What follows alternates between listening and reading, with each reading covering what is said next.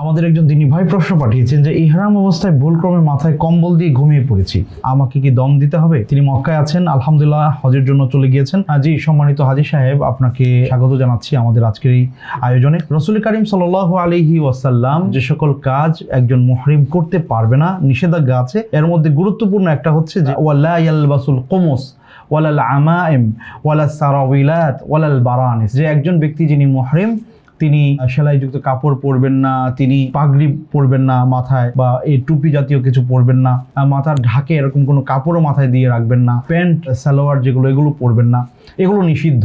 এখন কথা হচ্ছে যে আপনি সেটা জানেন, এখন এই কাজ যদি কেউ ইচ্ছাকৃতভাবে করে তাহলে আলাইহি ফিদিয়া, তাকে অবশ্যই ফিদিয়া আদায় করতে হবে। মিন সিয়ামিন আও সাদাকাতিন আও নুসুক, হয় তিনি 3 দিন রোজা রাখবেন, অথবা 6 জন মিসকিনকে একবেলা খাওয়াবেন, অথবা বকরি জবাই করে অসহায়দের মধ্যে বিলিয়ে দিবেন, যদি ইন্টেনশনালি কোনো ব্যক্তি নিষিদ্ধ কাজগুলো করে থাকে। আচ্ছা, এখন কথা হচ্ছে আপনি তো ঘুমিয়েছিলেন, ঘুমের মধ্যে আপনি ইহরাম অবস্থায় ঘুমিয়েছেন, আপনি শরীরে কাপড় দিয়ে ঘুমিয়েছেন, কিন্তু ঘুম থেকে উঠে দেখলেন যে আপনার মাথাও কম্বল দিয়ে আপনি ঢেকে ফেলেছেন ঘুমের মধ্যে। এই কারণে মা আলাইকা শাই, আপনার উপরে কিছুই নাই, আপনাকে ফিদিয়া আদায় করতে হবে না বিইজনিল্লাহ।